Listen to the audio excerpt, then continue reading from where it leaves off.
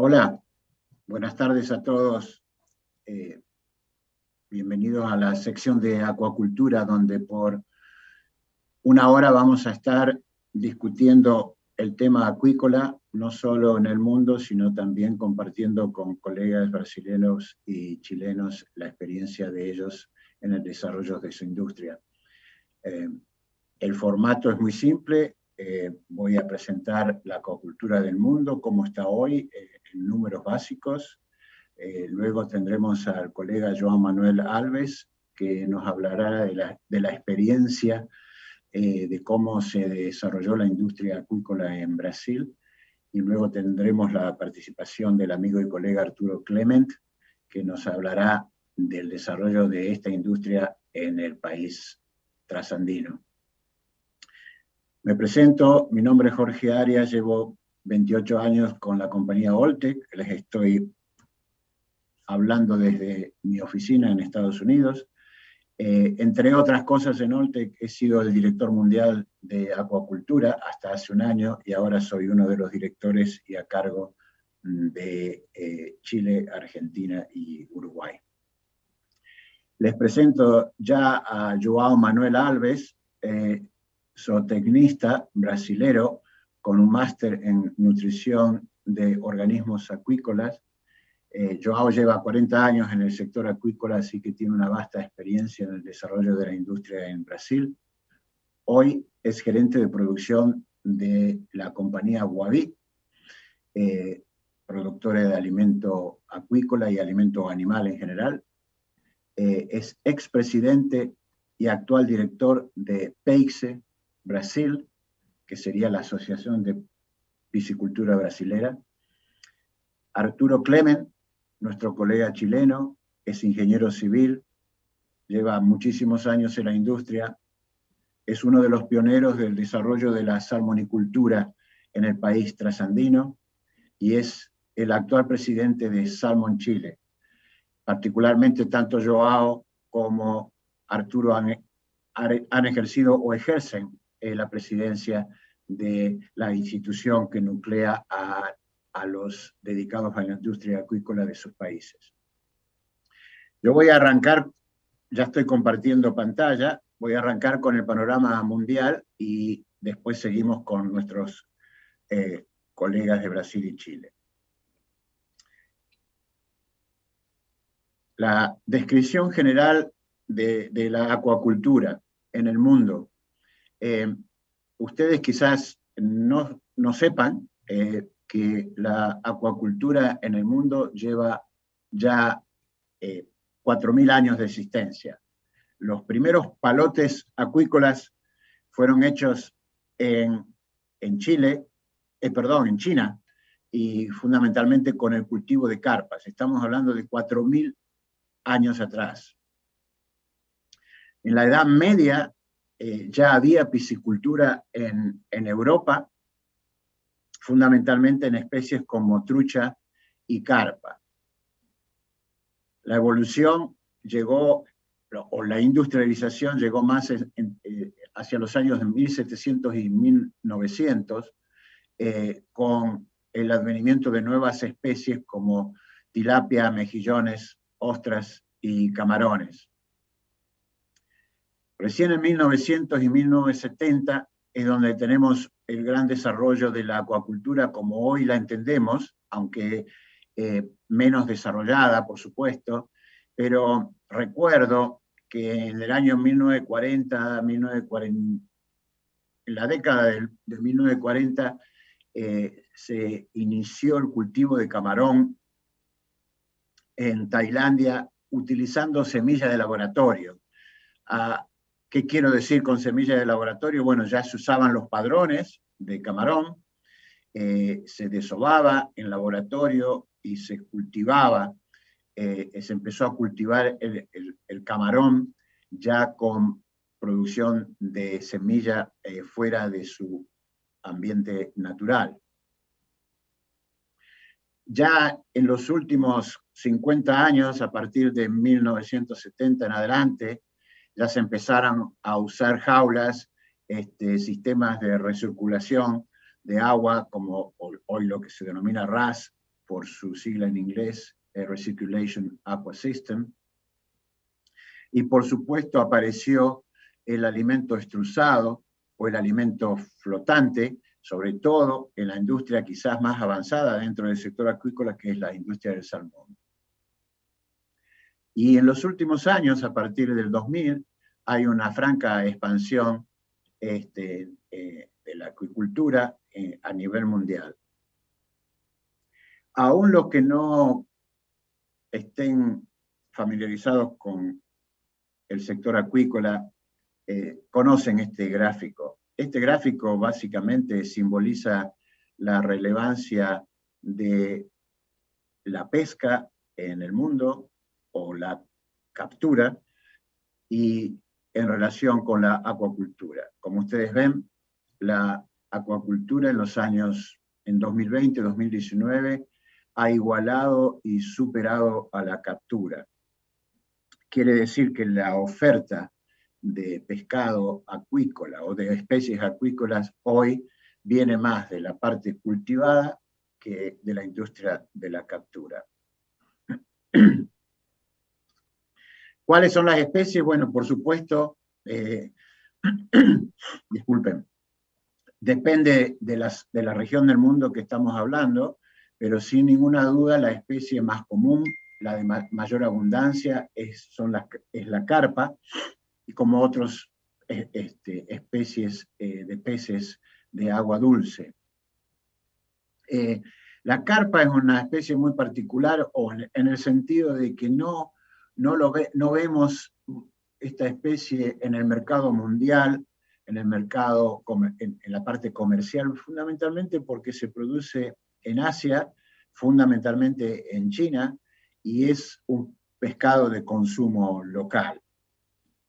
Pero sin embargo, es lejos la especie más cultivada en el mundo, fundamentalmente por eso, porque se cultiva en China. Esto es un gráfico interesante que puede dar lugar a muchas interpretaciones y a un análisis más profundo. Yo voy a ir más superficialmente compartiendo con ustedes el consumo per cápita por región, el consumo de especies acuícolas, me refiero. Y ustedes ven fundamentalmente los países más desarrollados o económicamente más poderosos, que tienen un mayor consumo per cápita de especies acuícolas. Estamos hablando de Norteamérica, estamos hablando de 21 kilos por cabeza, por poblador. Estamos hablando de 22 kilos en Europa y estamos hablando en Asia de 23 kilos. Si bien estos datos son del 2013, es relevante ver que hay una tendencia clara y en términos relativos es muy comparable la información porque está hecha en el mismo año para todas las regiones. Ustedes pueden notar que por dos razones, los países asiáticos son tradicionalmente consumidores de especies acuícolas y por eso ustedes ven 25 kilos en la parte de Oceanía, 25 kilos por habitante, 23 kilos en el caso de Asia, 22 kilos en Europa y 21 kilos en América del Norte. En cambio, países latinos y africanos hay un mucho menor consumo de especies acuícolas por habitante. Dos razones. Primero, la primera, una es poder adquisitivo y otro es una cuestión cultural. Estas regiones no están habituadas al consumo de especies acuícolas. Hablando del foco en sustentabilidad de este evento, bueno, aquí tienen un poco una comparación del cultivo de especies acuícolas comparada con la parte avícola o monogástricos, cerdos y la parte de rumiantes. Y lo que ustedes ven básicamente es el uso de recursos naturales o de alimentos. Observen en términos de sustentabilidad y en términos de eficiencia de producción que se necesita 1.2 kilos o libras da lo mismo, esto es básicamente conversión alimenticia, 1.2 para producir una unidad de pez, 2.3 para producir una unidad de ave, de pollo, 6 para producir una unidad de cerdo y 13 para producir una unidad de alimento cárnico, bovino. Esto es en términos de cantidad de alimento necesaria. Lo increíble y lo relevante es el uso de agua fresca para producir la misma unidad relativa de pez, ave, cerdo o bovino. Y ustedes ven una diferencia fundamental de 2.000, 3.500 partes y 2.500 partes con respecto a una unidad de agua o dulce que se requiere para hacer acuacultura. Lejos, acuacultura es la producción más eficiente de tejido proteico para consumo humano. Un poquito para mostrarle los números del mundo, y esto es sacado de estadísticas del año 2018. Con respecto a la estadística en el tema acuícola, cada fuente que ustedes van a consultar tienen números sustancialmente distintos. Por suerte usamos una misma fuente para que uno pueda hacer una comparación en términos relativos de la importancia de cada región. Y en el tema acuícola, también en este caso no lo estoy tocando, pero sepan que del total de toneladas de producción de proteína acuícola, también en algunas estadísticas entra la parte vegetal, o sea, la producción de algas, que en algunos casos llegan a constituirse en el 40% de la producción de proteína en general. O sea que el cultivo de especies vegetales para consumo humano es muy importante en algunos mercados, fundamentalmente en mercados asiáticos. Pero veamos que Asia, sin ninguna duda, representa el 91% de la producción acuícola mundial. Las Américas, incluido América del Norte, Central y América del Sur, representan solo el 3%, 3.34% de la producción mundial. Europa, el 2.69%. África, que es incipiente, el 2.02%.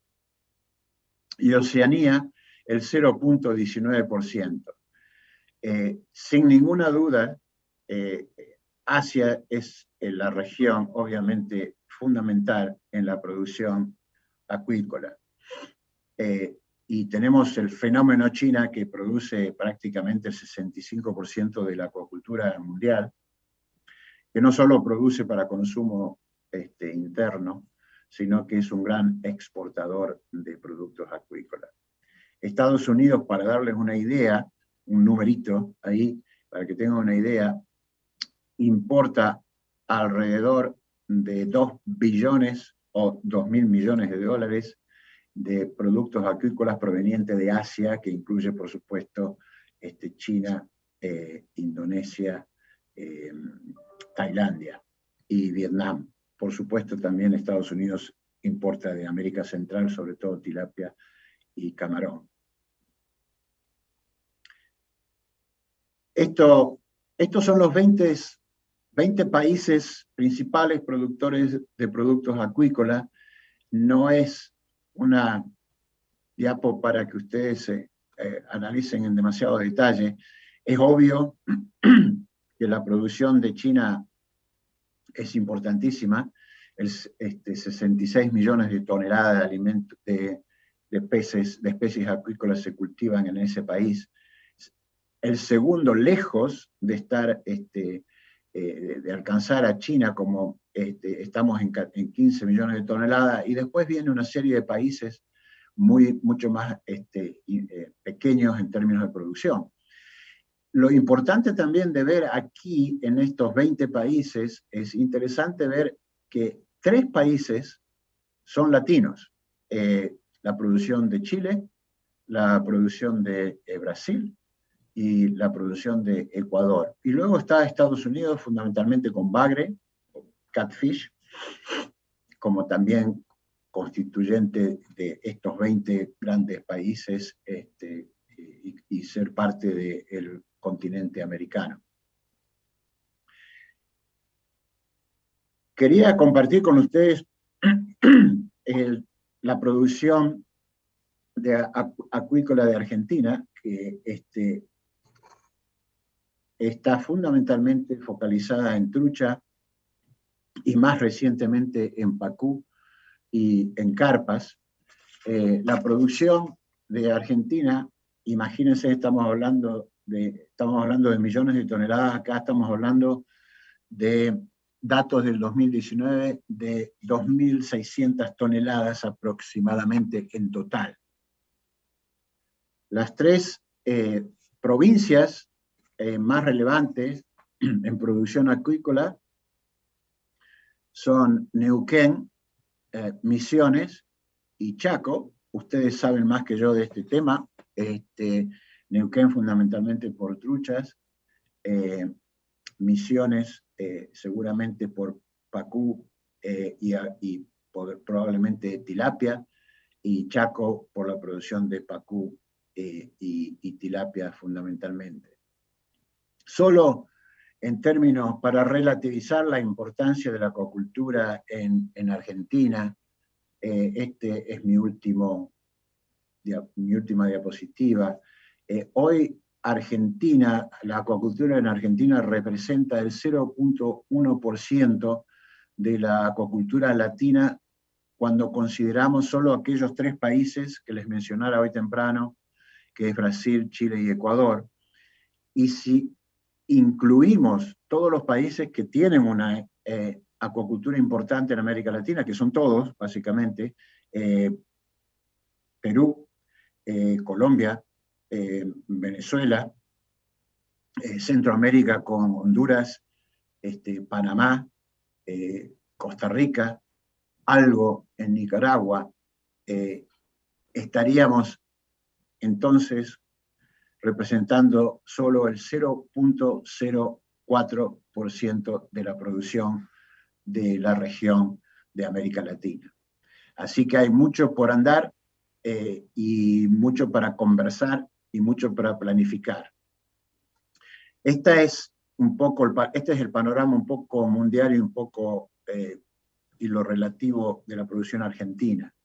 Yo voy a dejar ahora de compartir mi pantalla para darle lugar y la palabra a nuestro colega de Brasil, João Manuel Alves, para que nos cuente un poco la historia del desarrollo del sector acuícola en nuestro vecino país de Brasil. Muchas gracias.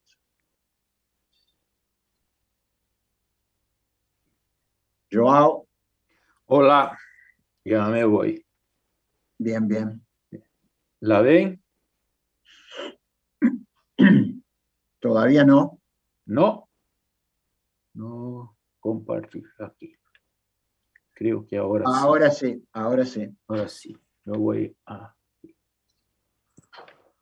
buenas tardes. Yo quería agradecer a Jorge Arias por el convite y a todos los miembros de CAENA que, por la invitación para hablar un poquito acerca de cómo hicimos la acuacultura de Brasil. Un poquito de la historia. Nuestra acuacultura empezó en el siglo XVIII, cuando llegaron aquí los holandeses. No era propiamente una acuacultura, pero se cavaban los estanques, las piscinas, los llenaban con el agua del mar, con la marea. Marea llenaba los tanques, era mucho más un depósito para peces, para pescado fresco, camarones, moluscos, peces y todos esos.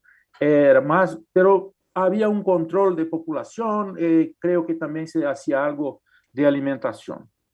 Pero en 1930, que se empezaron las primeras investigaciones ictiológicas en Brasil, como el uso de hormonas para inducción de reproducción de peces migratorios, que son los peces que no se reproducen en lagos, en agua paradas.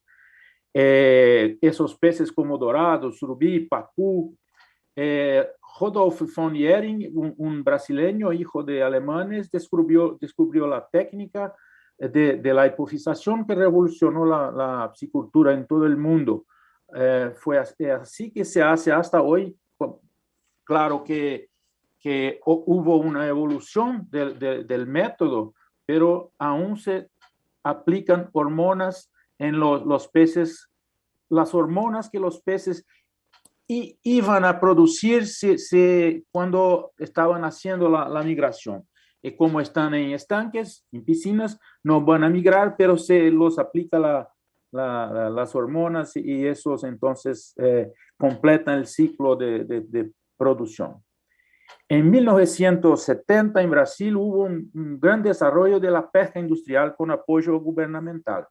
La acuicultura creció en el fin de los años 70, en inicio de los 80, con los conocimientos de von Jering, pero mucho más para repoblar represas hidroeléctricas y represas en haciendas que eran hechas para darle de beber al gado vacuno.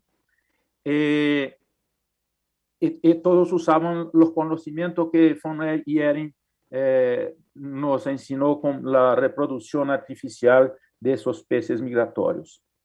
En 1990 el gobierno empezó unos proyectos en esa área, pero la acuicultura era apenas una actividad de preservación, estaba en el Ministerio del Medio Ambiente. Entonces, el presidente Fernando Henrique Cardoso sacó la acuicultura de este ministerio y la puso en el Ministerio de Agricultura y Abastecimiento. Así, acuicultura pasa a ser una actividad agropecuaria, un negocio, y no apenas una actividad preservacionista. Next. El gran empujón que hubo fue la pesca deportiva, cuando se empezaron lo que llamamos aquí de pesca y pague o pescado pagado, que son fincas donde se van a pescar y se paga por los peces que ha pescado. Hubo una gran corrida para eso, como que una manía en todo el país. Había por más pequeña que fuera la ciudad, había ahí un de esos pesca y pagues. También había unos mucho grandes, con grandes posadas, como ese que está arriba a la derecha. Los restaurantes con comida muy rica. Pasó a ser una atracción para familias, para compañía, grupos de amigos, hicieron torneos. Y entonces hubo una gran necesidad de producir esos peces nativos, porque hasta esta época solo se comían los peces que se pescaban en los ríos de Brasil. Pero ya había tilapia en Brasil, pero no era muy buena porque tenía muchas espinas, un pez pequeño. Entonces, en esta época llegaron en Brasil animales, tilapias mejoradas.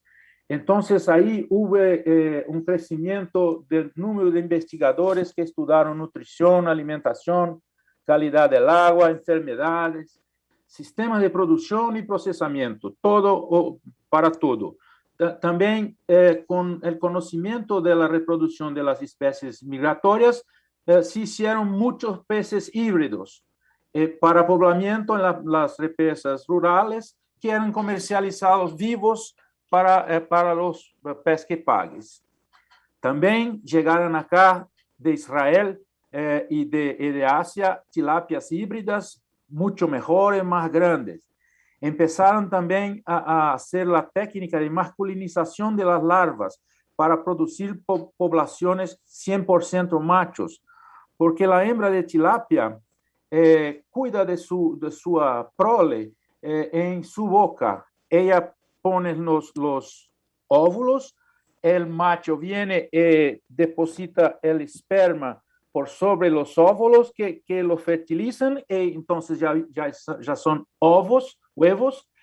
La fêmea los toma en la boca y pasa con ellos ahí unos 15 días, dependiendo de la temperatura del agua. Si es más quente, un poco menos, si es más frío, un poquito más. Alrededor de 15 días. Con estos huevos, después que los huevos ecloden, ella está con las larvitas. Las larvitas viran microalevines, empiezan a nadar y a comer alimento fuera de la boca, porque en cuanto están en la boca de la madre, están viviendo de la yema, el vitelo que tienen que viene del ovo de la madre. Entonces, la hembra aún se queda con los filhotes por unos par de días, porque cuando hay algún peligro, todas las larvitas corren para la boca de la hembra, que la cierra y sale para protegerlos. Pero entonces las hembras no crecen. Entonces es importante que se hagan cultivo de poblaciones 100% machos. Entonces eso se hace con hormonas. Un periodo muy corto, 21 días, un proceso tranquilo. La tilapia tiene carne blanca, como quiere el mercado, sin espinas, sabrosa, fácil de preparar. Es un pez rústico que tiene ciclo corto, que soporta altas densidades de siembra. Es posible crear 70, 80, 100, 200 tilapias, 80, 90 kilos de pez por metro cúbico en jaulas flotantes. Entonces, es un pez muy interesante para acuacultura. En 2003 hubo el marco regulatorio de la acuicultura, que se creó un paquete de leyes que regían la producción acuícola en Brasil. Entonces, pasa a ser posible o más fácil, pero por lo menos ya se sabía el camino para conseguir regularizar los proyectos de acuacultura. Entonces, regularización de los proyectos, regularización de la producción y regularización de la comercialización.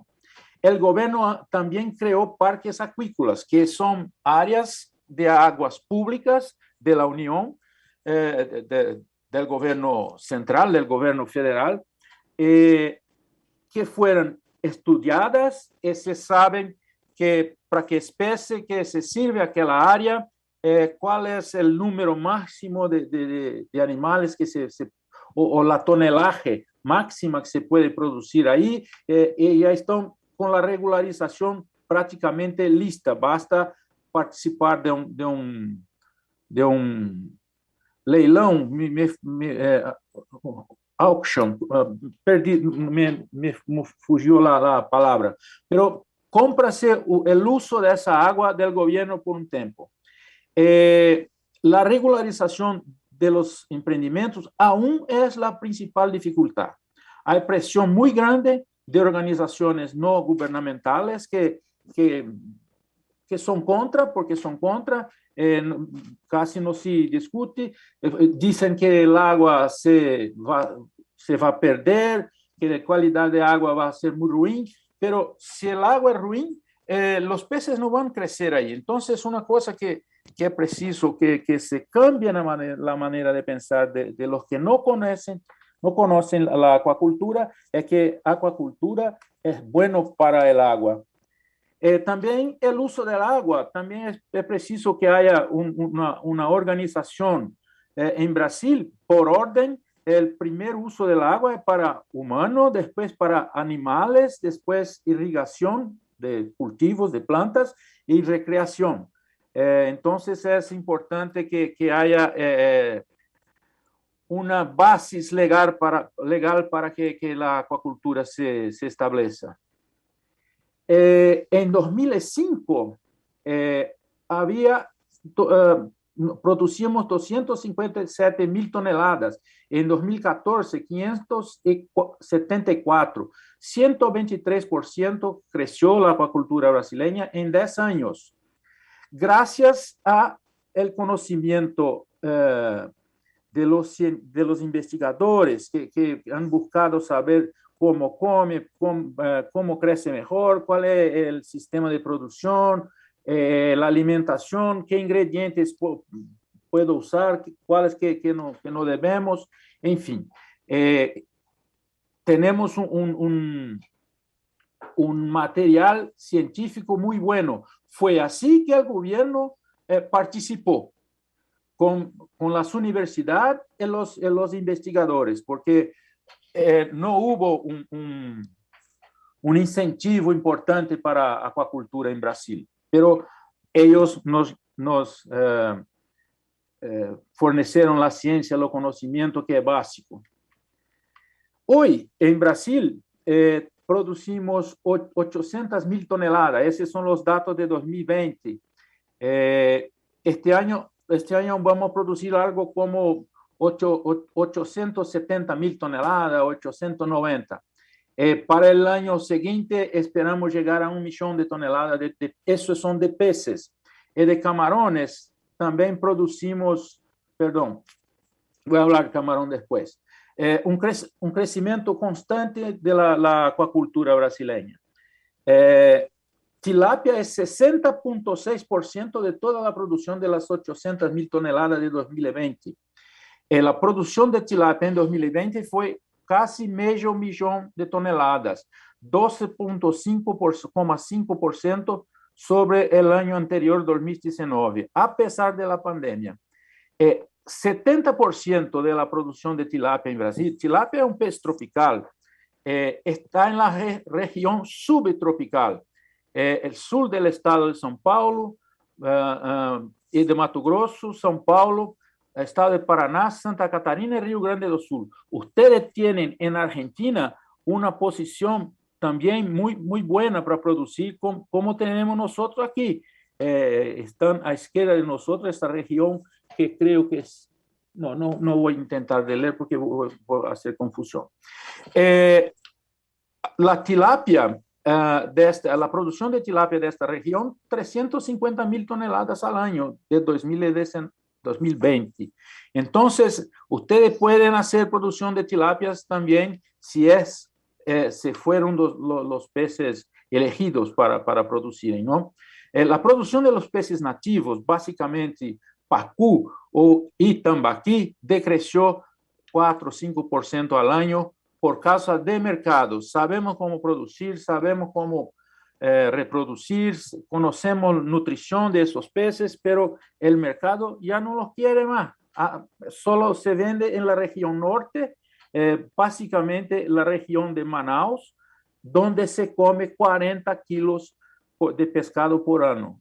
Cada habitante, el consumo per cápita es de más de 40 kilos, casi como en Japón.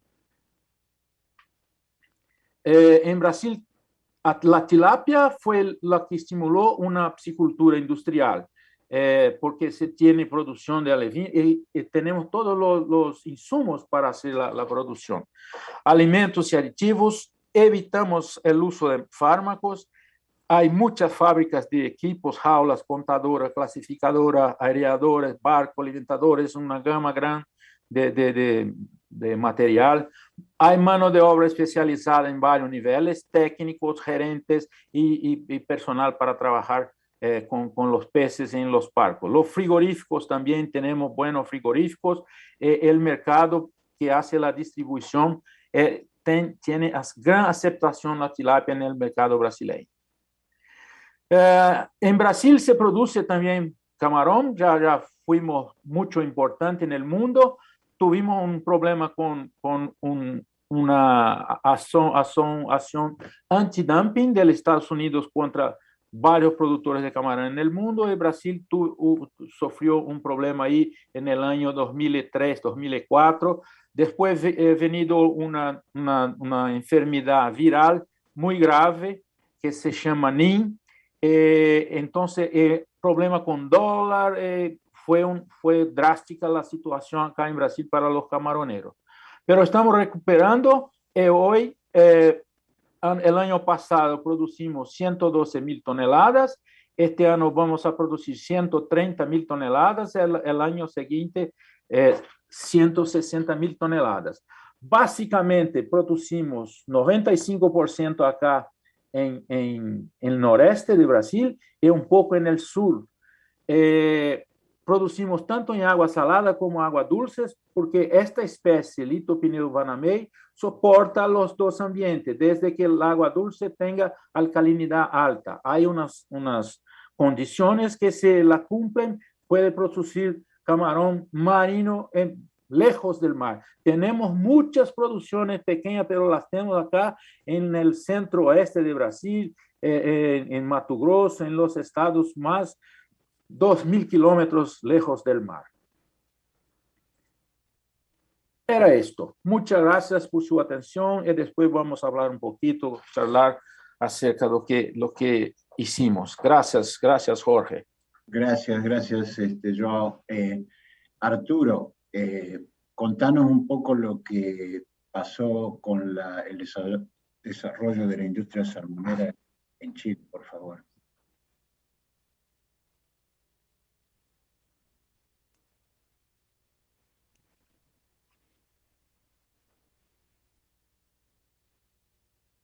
Arturo, creo que estás en mute. Sí, ahora sí.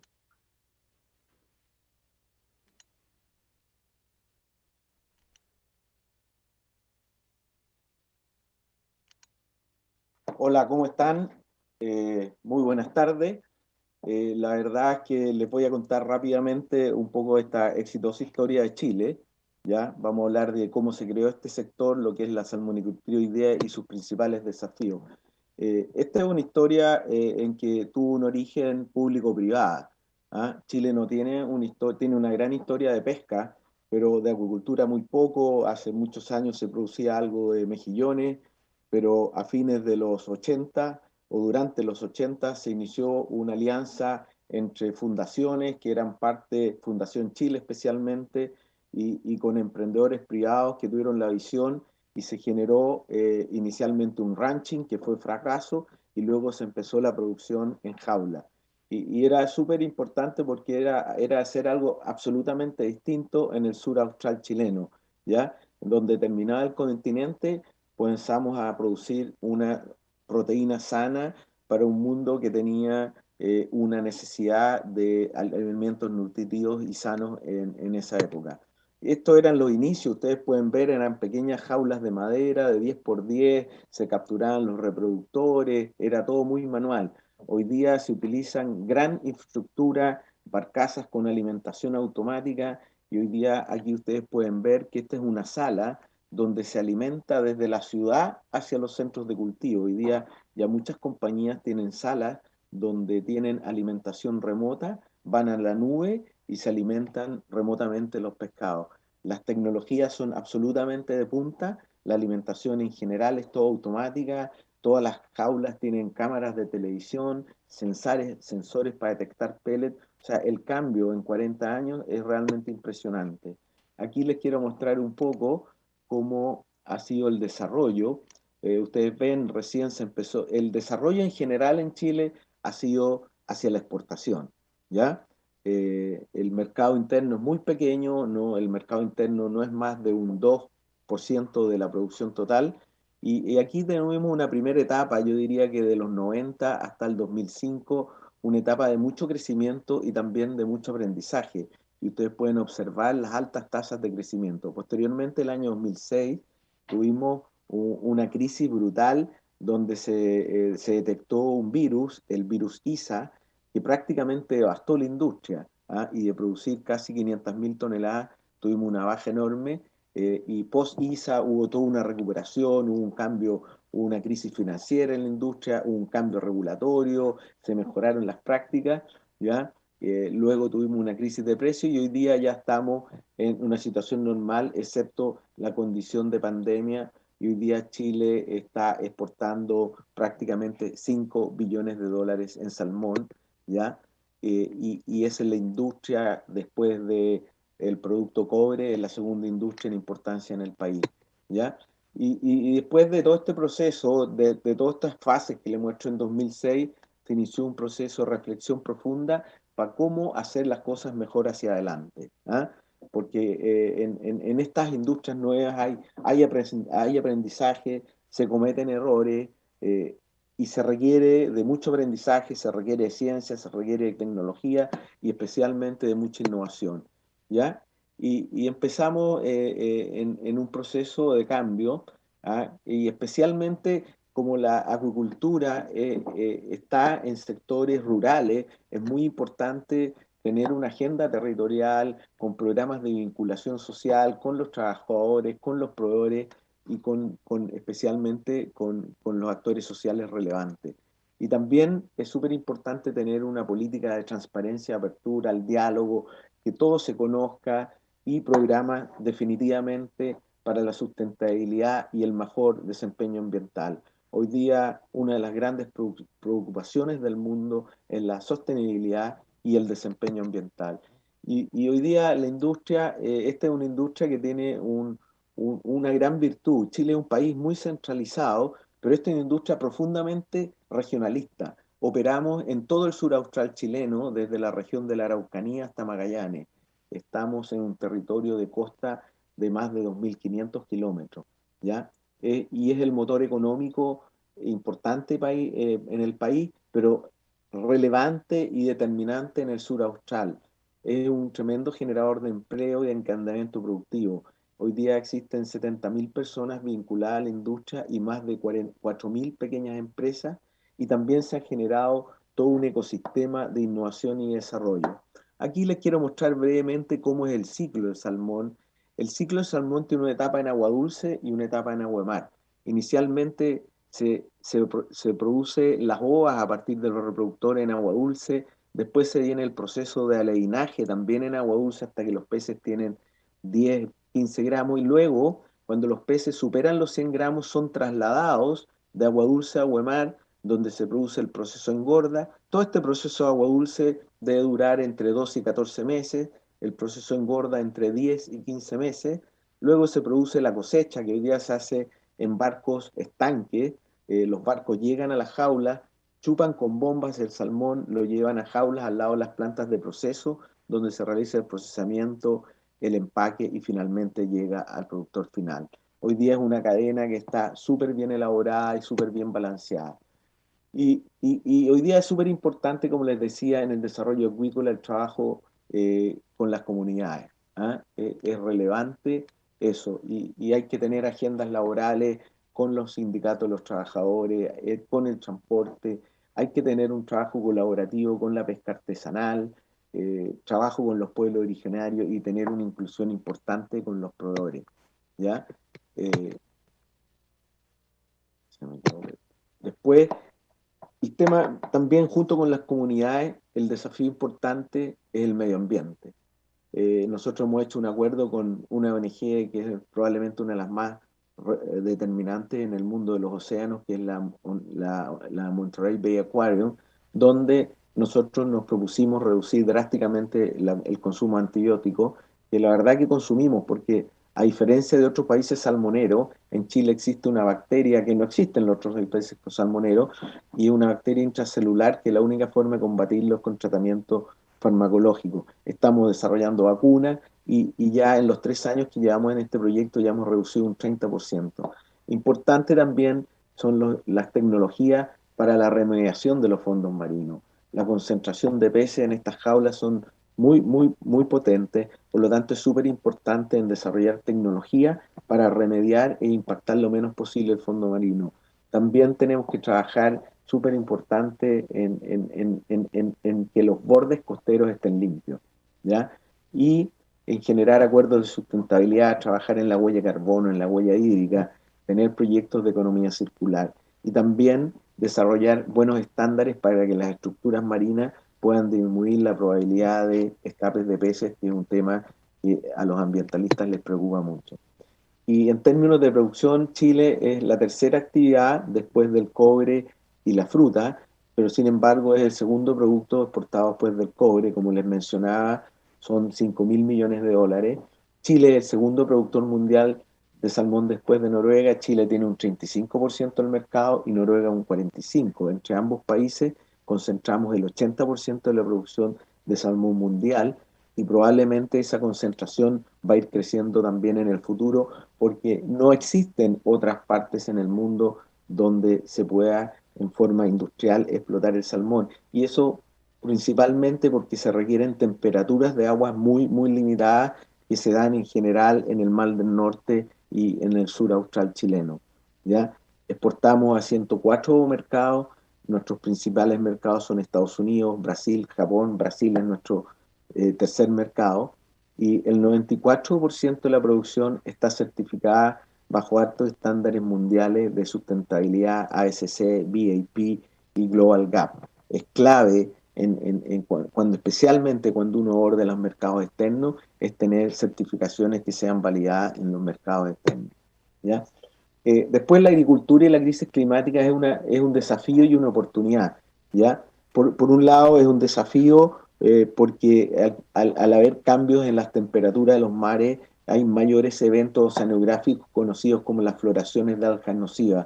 Estas son aumentos de las microalgas que existen en el mar, lo cual produce una asfixia de los pescados y que tiene una baja ocurrencia, pero de persistir el cambio climático puede aumentar la probabilidad de ocurrencia. Pero también es una tremenda oportunidad, ya que el salmón es una alternativa del punto de vista del impacto en la crisis climática mucho más amigable que las otras alternativas de proteína. Y además es una alimentación sana y sustentable y sana porque tiene altos contenidos omega 3 y es muy recomendado su consumo al menos un par de veces semanales. Esto lo acaba de señalar nuestro colega hace poco rato, en que ustedes pueden ver que la captura se mantiene estable y la pesca extractiva va a crecer o al menos quedarse quieta, mientras que la salmonicultura va a ser la que va a suplir la demanda de productos del mar en el futuro. Aquí algunos tremendos indicadores medioambientales del salmón. Primero, tiene el más bajo conversión de alimentos, entre 1,2 y 1,5, que comparado con las aves de corral, los pollos, los cerdos y los bovinos, es infinitamente más baja. También posee la más baja huella de carbono respecto a las otras proteínas de tierra. El consumo de agua es también más bajo que la otra proteína de tierra. El uso de la tierra es muy bajo, con lo cual se resta la presión hacia la deforestación. Tiene la segunda más alta, la más alta protección de proteína, y tiene un rendimiento de carne mucho más alto que los demás. Un 68% del salmón es comestible y el resto, todos los desechos, la cabeza, las vísceras, van a plantas de producción de harina de pescado e incluso de pastillas de omega 3, o sea, el 100% del salmón es aprovechable. Y aún falta camino por recorrer, este es un proceso.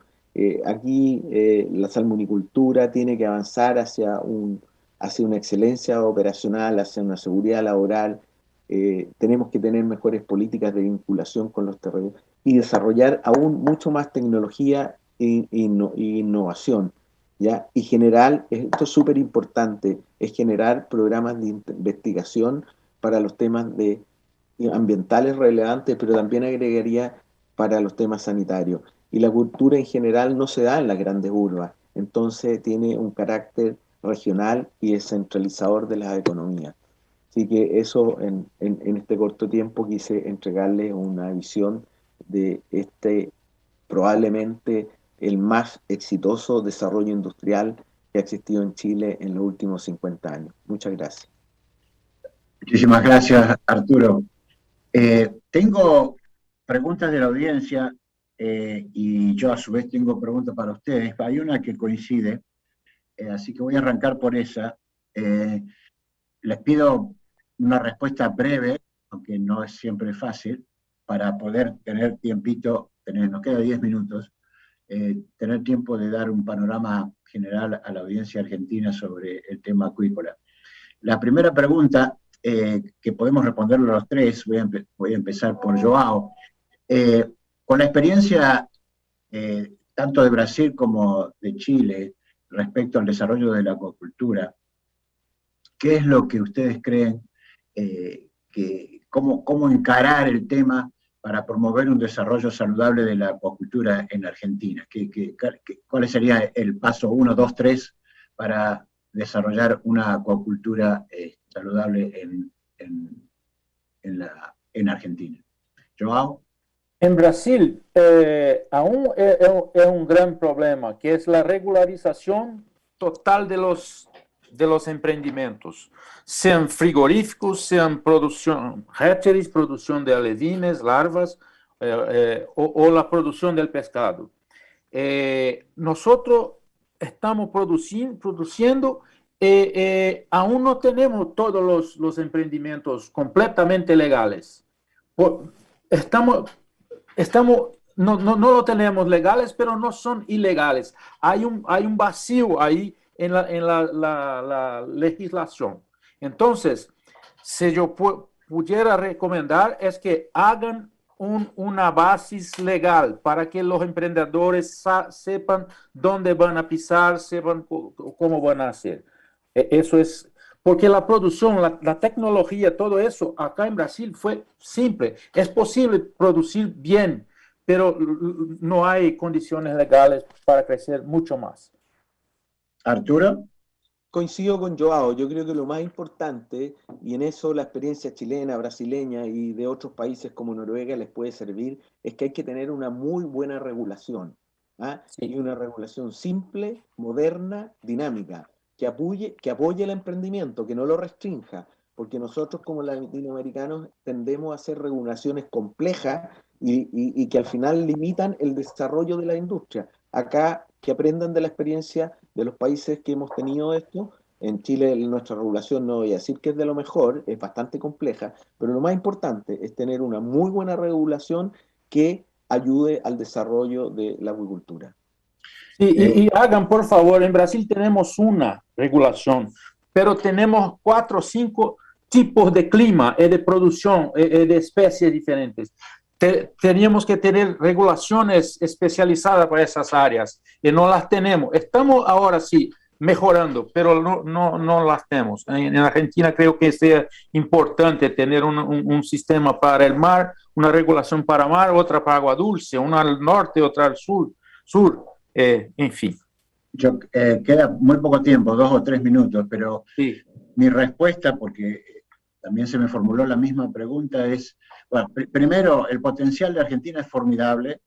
Segundo, siempre los emprendimientos argentinos fueron iniciados del sector privado, no creo que cambie eso.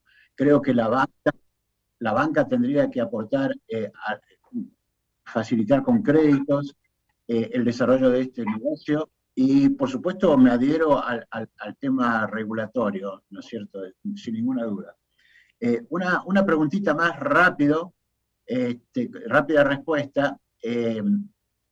Especies acuícolas nativas, importadas o ambas. Yo sé que Brasil tiene ambas experiencias. El salmón mismo es una especie, no es nativa, es importada, pero ¿qué recomiendan ustedes? Especies a cultivar. El mercado, escuche el mercado, punto. No va a pelear con el mercado, no quiera hacer que el mercado compre lo que tú quieres vender. Aprenda a producir lo que quiere comprar el mercado, simple así. Arturo. Exactamente lo mismo. Miren qué es lo que el consumidor quiere, inténtelo producirlo, pero no a la inversa. Sí. Perfecto. Una más. Queda una más con 10 segundos para responder. ¿Consumo interno, consumo de exportación? ¿Ambos? ¿En qué orden? Lo que sea más fácil. ¿Ah? Sí. Si hay interno, interno. Si pueden exportar, exportar. Ningún dogma al respecto. Sí. Es el mercado otra vez. ¿Dónde voy a...? ¿Quién quiere mi pescado? ¿Los gringos o el pueblo de aquí de mi casa? ¿Quién quiere? Perfecto. Bueno, muchísimas gracias a los dos. Yo voy a responder también esa pregunta diciendo lo siguiente. Primero tenemos que enseñarnos a los argentinos a comer más especies acuícolas, pero fundamentalmente luego es lo que el mercado quiere. Así que con esto cerramos la sesión de acuacultura. Muchísimas gracias a Cadena y muchísimas gracias a ti, Arturo, y a ti, Joao. Y por supuesto estamos disponibles para responder preguntas fuera de este entorno. seguramente la gente de Cadena podrá compartir con el resto de los participantes la forma de encontrarnos, nuestros correos, teléfonos, etcétera, y con gusto seguimos esta charla fuera de este ámbito. Muchísimas gracias, pasen todos un excelente día.